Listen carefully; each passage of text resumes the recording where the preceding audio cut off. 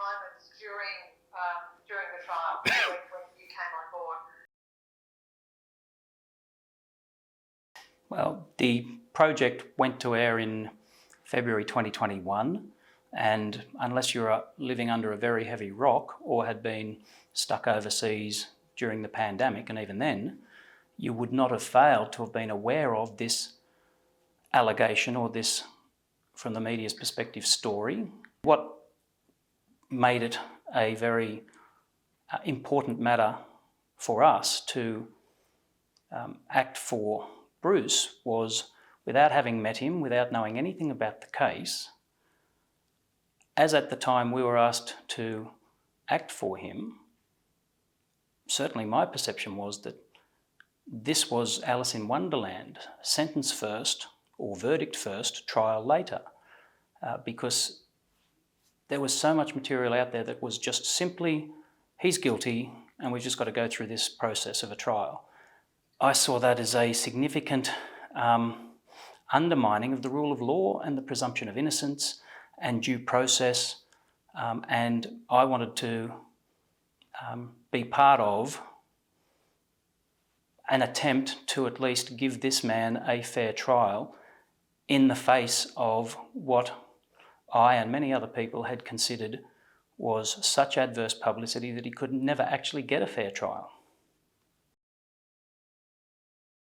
If Ms Wilkinson had not said the things she said at the Logies and the trial judge had not adjourned the trial for 3 months, I genuinely believe Bruce would have been convicted. What happened at the Logies and what was said is the matter of some contention and discussion at the inquiry, so I won't say anything about what was said, but it's a matter of public record that as a result of what was said, we made an application for a temporary stay. It wasn't fair, on top of everything else, for Bruce to have to face a jury a week after, on one interpretation.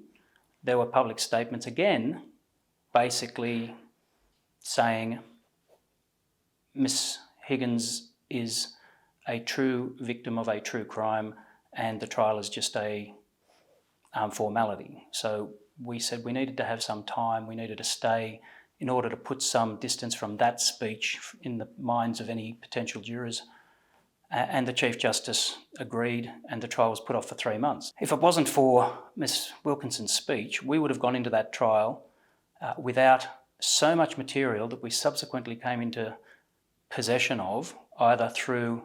chasing up disclosure or chasing up subpoenas, that was integral to properly understanding and challenging the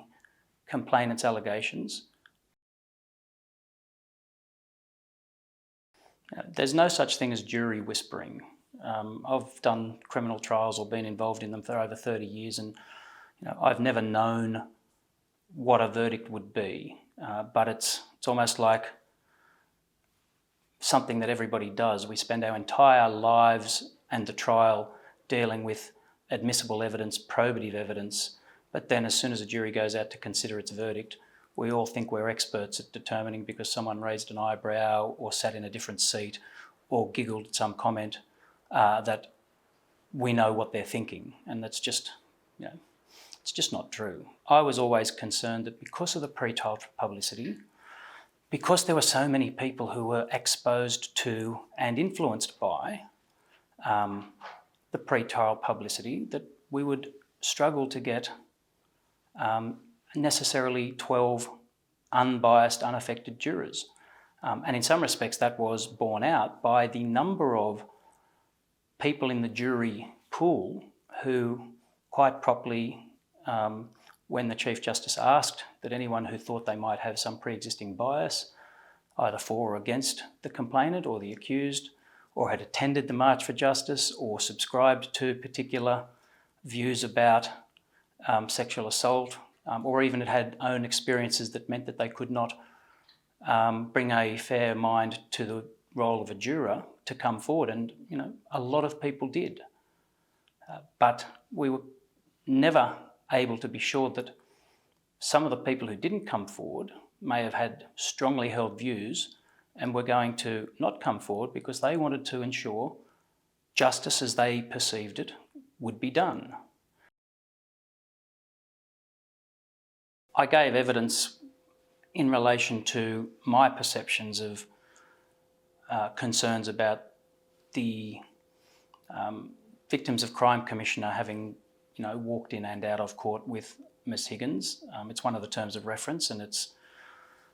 one that I anticipate there will be evidence about. I did not have any personal dealings with, and I certainly have not got any beef with the Victims of Crime Commissioner or that office, or the important work that they do in supporting people who are asserting that they are victims of crime. The problem in this case, and it's not just my perception, it's one that I know a lot of people have shared, is that by walking next to Ms Higgins into court every day, as the statutory office holder of the position of the Victims of Crime, and that would be videoed every morning, it would be in the papers and the news that night, it carried with it a less than subtle and a less than subconscious inference that Ms Higgins was in fact a victim. It was about as subtle as if Ms Yates had walked in with a t-shirt, wearing a t-shirt saying Bruce is guilty. If I was ever going to write a book about this experience or this case or anything about it, I think I'd call it Throwaway Phrases, because it really does sum up what this case has demonstrated, in my view, in relation to what was more an insidious and underappreciated issue, which is